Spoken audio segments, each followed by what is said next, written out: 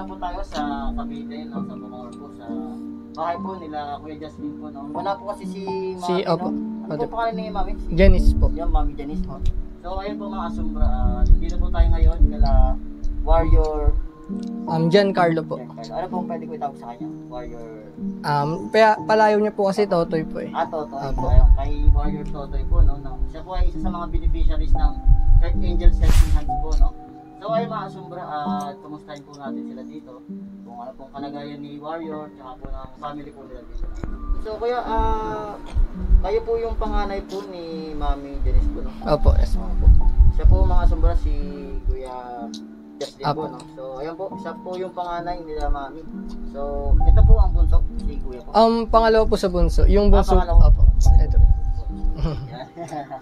So kamusta naman po kayo dito? Okay naman po sir, kahit po pag may times po kasi na mahirap po siyang alagaan kapag may topak po. Parang pag may nararamdaman po, syempre hindi niya po masabi kung ano po yung masakit sa kanya. Kaya iiyak lang po siya ng iiyak. So kailangan po talaga niyang buhatin po para po tumahan at tumigil po. Ano po bang sa pagkakaalam niyo po? Kasi syempre si nanay po yung nakakaalam din, ano? Bilang panganay po, ano po ba yung diagnosis ng doktor? Ano po, base po sa sa doktor po na ano daw po, may microcephaly daw po siya. Bale po yung utak niya po hindi po na-develop na kagaya po sa normal. So, ilang taon na po si Warrior po? 10 years old po, then magi-11 po siya sa October 1 po. Sila nanay po, kamusta naman po sila nanay? Okay naman sir, talagang trabaho lang po kasi may maintenance po si Totoy. Kailangan po makainom po lagi kasi kung hindi po atakihin po siya. Yan po mga asumbra, si Warrior Totoy po, ano? Yan po. Isa po sa mga beneficiaries ng ating mahal na sponsor. Hello po. Ay, Toy. Magkano siya nagla-lunch pa lang? Ano po ano siya? Mga kinakain po pala niya? Yung Kumain ano, po ba siya mga solid food? ano po, kailangan po i-blenders po sir. Okay. Kasi po, para po siyang nachochoke kapag solid po. Okay. Buti hindi naman po nag-iiyak pag wala po sila, ano? Opo. Alam niyo naman po, pag nasa bahay lang siya sir, yun po, okay po siya. Pero po, pag nilalabas po, yun, nagmamaktol po. Ayun. Para pong namamahay po sir. Opo. So, andito po kami para po dalahin po itong bigay yung regalo po ng mga sponsor po ng Earth Angels Helping Hands, no? Ito po yung dala namin. Sana po makatulong po sa pagpakibukas natin.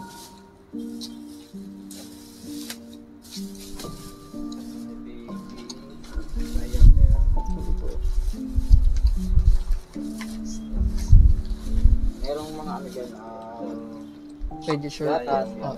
yung gatas niya. Opo, yung sa maintenance. Maintenance sa ata niya. Andyan. Syrup antay Pro Week po. Sa maintenance niya. Opo, sa maintenance po. Vitamins, gamot. Pro Week po sir. Alam ko po sa maintenance niya po ito sir. Po yung, pag ito po yung gatas sir, malakas po siya dumede. Pero pag ibang brand po, Ano po, ayos lang. Pero pag dito sir, iba po yung dede niya po, tuloy-tuloy po eh. iba pa rin po yung ano, baka nakasanayan na po kasi niya. Opo. So, ayan po. Ayan. Ito po yung vitamins po. Opo. Meron din siya dyan mga baby wipes. Baby wipes po. Ano ako yan? Nag-aaral ka po? Opo, second year college po. Anong course mo? Marketing management po. Marketing management. 2 taon pa, no? Opo, 2 taon pa po. So, ayan. Kevin, dito na po yung ano mo, yung regalo sa'yo. Thank you po. May gatas ka na ulit. Yan kasi hindi yata sila nakapunta nung anong event, no? Sila, ayun pag ganyan, nandiyan ba ang kuya pa? Opo, inubo po siya eh. Ay.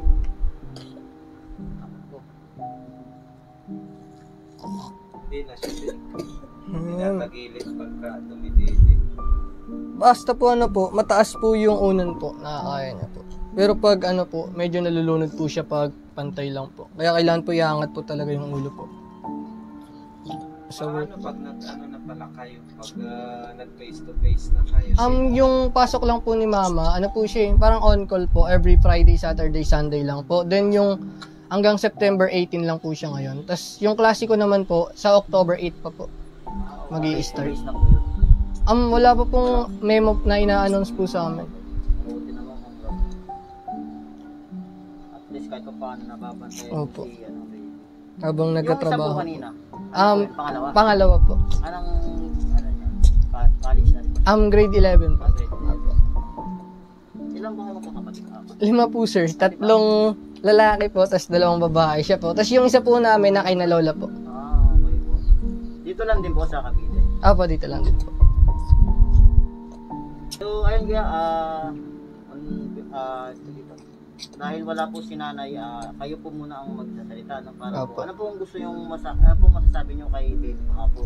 Sa kapatid nyo po, ano pong gusto nyo sabihin?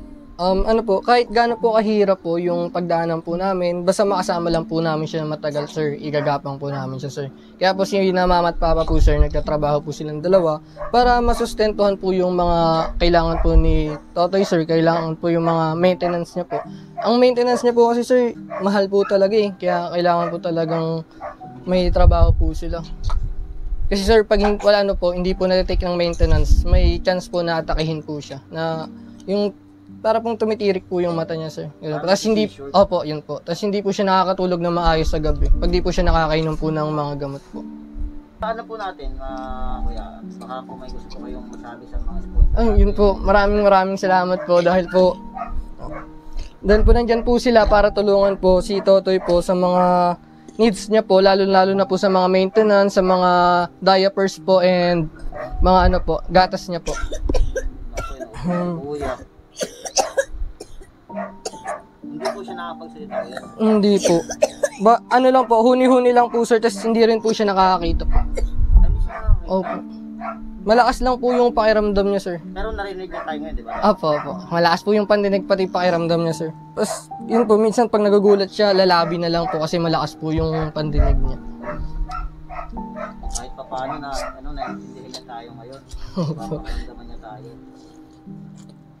Pag sinamama po, alam na po yung boses po nila. Tapos pag tinatawag po siya, pag may nasa mood po siya, nangiti po, natawa po mag-isa, ganun po.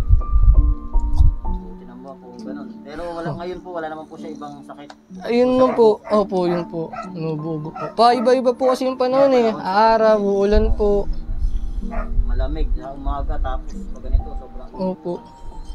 Kaya siguro po nagkaubo dahil sa panahon din. So, ngayon po mga sumbra, yan nakita na po natin si Warrior Totoy, no? Dito po sa Cavite sila nakatira. Maraming salamat po sa nagpadala po ng regalo, no?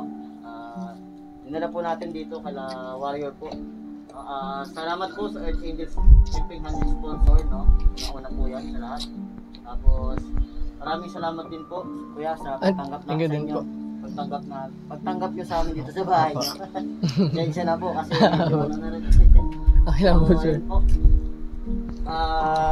Wag po natin pabayaan si kuya, no? Apo, sir. Tapos lagi lang po tayong mag-pray. Apo. Kasi yun po yung pinaka-the best po sa lahat. Yan, so hindi na rin po kami magtatagal at uuwi na rin po kami. Apo. Mag-ingat po kayo, sir. Malayo pa po. Ayan po. So, ayan po mga asumbra, si Warrior Tobe po. Natin si Warrior, no? Yan. So, hindi man niya po tayo nakikita ngayon, at least po na papakaramdaman yan, naririnig niya po tayo, no? So, ayan po, sa mga gustong tumulong po, asumbra ay kay Warrior, pwede niya po silang sendan ng amount sa Gcash po, no? At kung may mga bagay naman po kayong papadala, pwede niyo pong kontakin sila Kuya Jocelyn po, no? apo. Yan po. Tapos sila mga medianis po. So ayun mga sombra, ilalagay ko po sa last part ng video natin yung Gcash account nila para po makita niyo po doon yung number para po kung gusto niyo po mag-send ng kahit po kakaunting tulong, ayan, makakapag-send na po kayo sa kanila. So kaya ganyan na rin po kami. Thank you po, sir. Thank you po. Appreciated po. Thank you po.